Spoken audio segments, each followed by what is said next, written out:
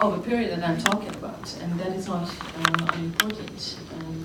Basically, the whole world started to show mass protests. Thousands of people basically occupying public spaces and referring to Tahrir Square as their example. I mean, I happened to be in the US at the time for a conference in California, and I joined a protest, and there were people holding placards saying Tahrir is here. It was really fascinating. So, before Occupy Wall Street turned into this corporate freak show that it is now, I mean, they're selling their advice and expertise online from corporate companies. Before that, it managed to actually bust this consensual myth about the financial crisis. And it busted this idea of we're all in it together. We all just have to sacrifice a little bit to save everybody. What it showed across the world is that people did not want cosmetic change, but they really wanted systemic change. And so that explains, I guess, the brutality of the response, whether in Greece or in New York and California, where these students were pepper sprayed until they're practically blind. But of course, the imaginative push that really helped clarify the outcry of the protests were the developments in Egypt and Tunis. We have not been witnessing anything like that, at least not in our lifetime. You could say maybe 1989, Eastern Europe, but not in our lifetime for many of us. And we've seen people overthrowing their states. And this sort of collective affirmation of what the people wanted was so beautifully summarized in the main slogan of the revolutions, which emanated in Tunis and then in a split second was echoed and copied everywhere around the world, which was Sha'ab yurid isqat al-nizam. The people demand the downfall of the regime, or the downfall of the state. And it's really interesting because there are so many slogans and sentences people can choose to use for their protests or feelings. But the fact that this was chosen, I think, shows that what people really wanted was something here and now. They are not asking, they're not waiting, they're demanding, and they're saying it in the present tense. And it's not, inshallah, the downfall of the regime, but it was really an enforcement of their will onto the political stage. So if we zoom out from the Middle East, we see how this enormous increase of progressive protests and revolutions and strikes have become a global phenomenon. And it's continuing. I mean, I don't know who followed the news last month, but the stuff happening in Bosnia was really inspiring, kind of an expression of the same dynamics. The new generation, people taking to the streets, challenging particularly the state's political economy. And we've seen also the ugly side of it. Of course, these frustrations and sense of almost existential crisis do not necessarily have progressive outcomes.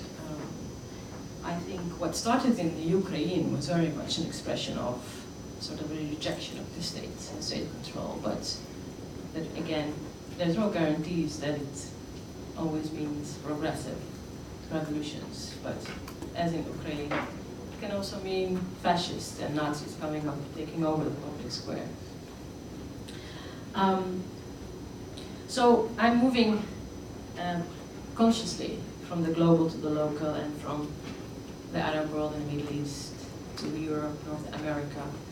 And I do this for a personal reason, because I think from a progressive point of view, we need to make these links, we need to connect these dots. But also, it helps us understand, when you look at political economy as a system that we know of today as globalization, that it is impossible not to see consequences in one part of the world translated into its own forms in other parts. So this empire, this political economy that is so rarely discussed, but actually at the heart of the matter, what do I mean? What I mean is that not only is there this deepening class inequality in many parts of the world, but it happens also at a time where we see geographic and political realignments in the world. And we've seen this for a while now, but we can see how emerging economic powers are also becoming competitive empires. For instance, China and India are, progressively becoming real threats to American dominance on the political and economic level in global economies. But this realignment, geographically and politically, also brings other questions to the fore, which has implications for the Arab uprisings.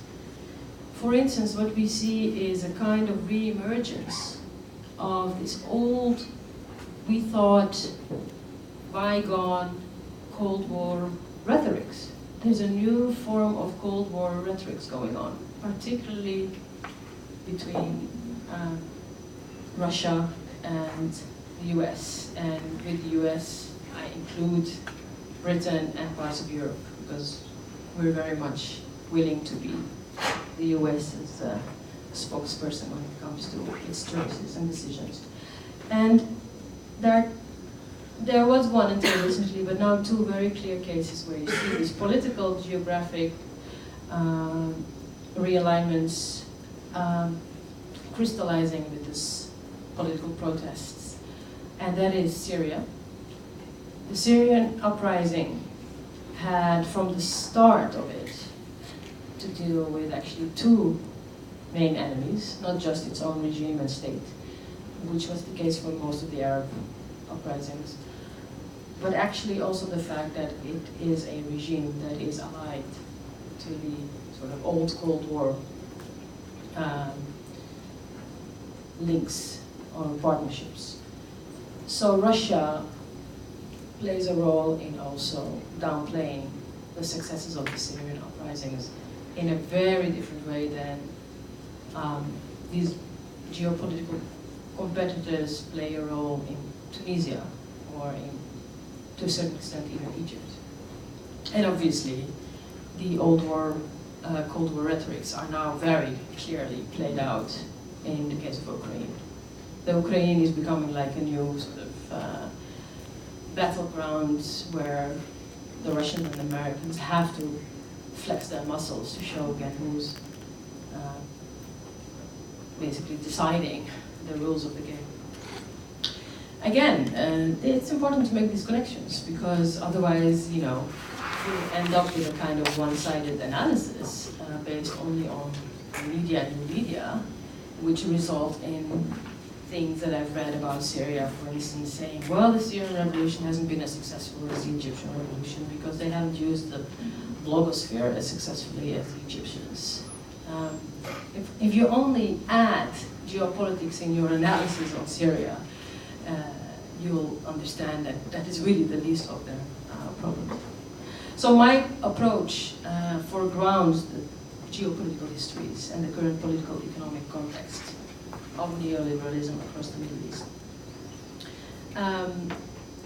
But there is considerable less interest in making sense of these changes against the background of also more aggressive imperialist interventions in the region.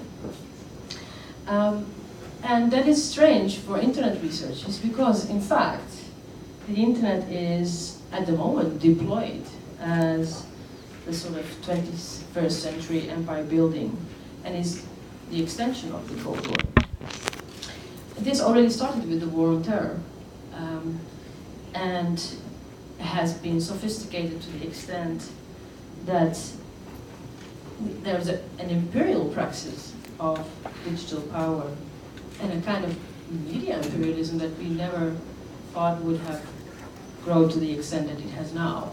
Of course, what I'm saying is old news now, because thanks to quite some brave people like Snowden, Chelsea Manning, and other people who have been leaking all kinds of interesting documents and data about how indeed state power is intimately connected with the ICT sector and telecom sector in sort of undermining our rights as citizens and surveilling on people, shows this link very much. And what is interesting, when I started looking into the type of data that has been collected, for instance, by the NSA, it's interesting to see that the Middle East is one of the top priority regions.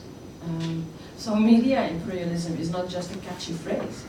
Digital empire is not just, you know, a cool title for an article, it's actually happening in real life. Arabs, particularly of a certain demographic section of society, are among the most intensely scrutinized subjects in the world. The number of data collected on this section of society, of this part of the world, far exceeds any other. And of course, you want to know, what does the NSA want to do with this type of information, and how did it manage to collect all that data? And obviously, in certain cases, it was able to do so by basically lying and breaking the law. There's an interesting case in Holland at the moment, which shows that the laws have been broken time and again.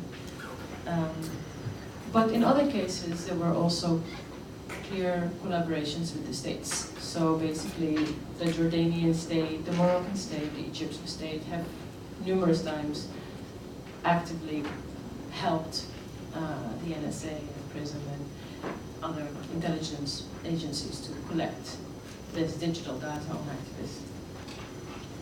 So this is called by some people the surveillance industrial complex.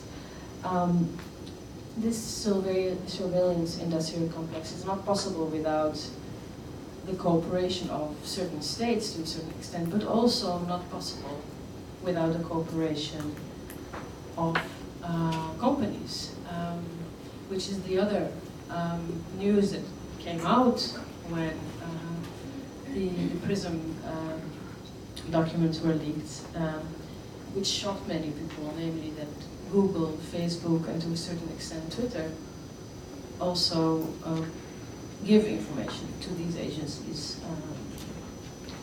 And most people didn't know that. Most people thought that their data, their communication was to a certain extent protected and private. There are cases, for instance, of Microsoft search engines in the Arab world who comply with the requests of the regimes not to allow people to find certain results after typing in a keyword. So if I would be in a certain country and I would, search for corruption, king, whatever, I would get a blank page. So these corporate companies comply with these regimes to basically hamper activists on the ground. What is also interesting for me is that it's not just a case of the West against the East. Again, infrastructures of empire are put at work for the benefit of these new geopolitical alliances. It's not just center-periphery, it's also very much periphery internally, where you sort of see this sort of inter-empire struggles going on. So there's a fascinating development that I'm looking into for another project, where Morocco and Israel are cooperating very nicely on certain security matters. but also India and Israel, or Turkey and Israel. Realignments that you don't expect when you only have this sort of one-dimensional view of geopolitics as being the West versus the East. And all of this goes very much down to the level of internet activism.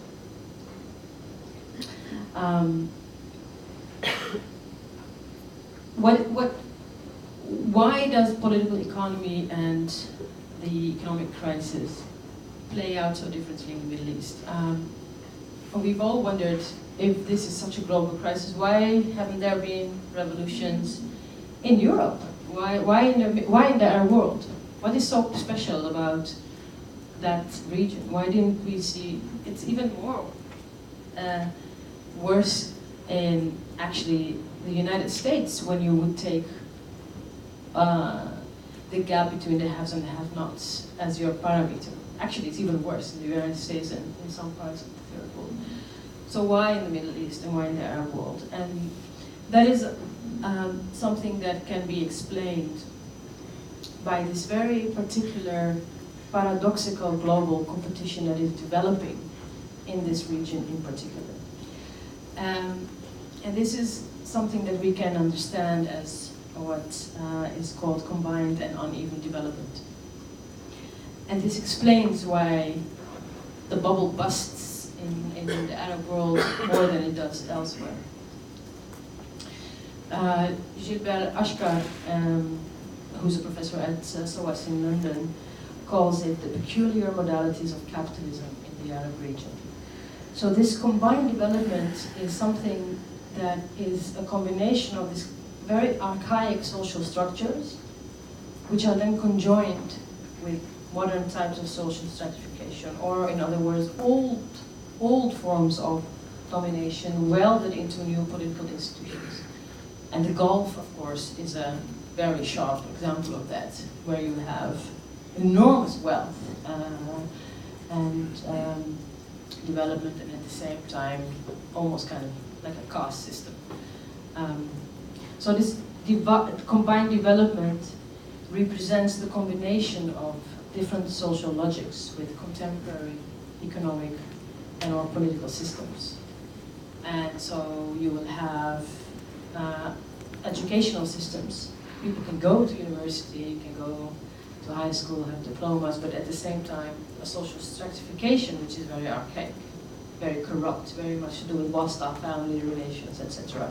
And when that clashes, the result of that clash is much sharper than it would in other conditions.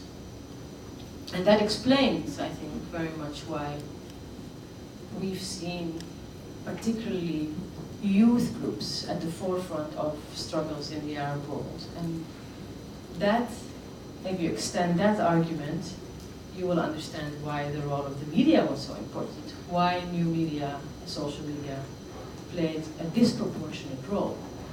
Because if you place it in the context of demography, if younger people are the biggest victims of this combined development, and they are at the same time, we know that from other statistics, what is called internet natives, people who don't know better than using the internet. It's very different from their parents.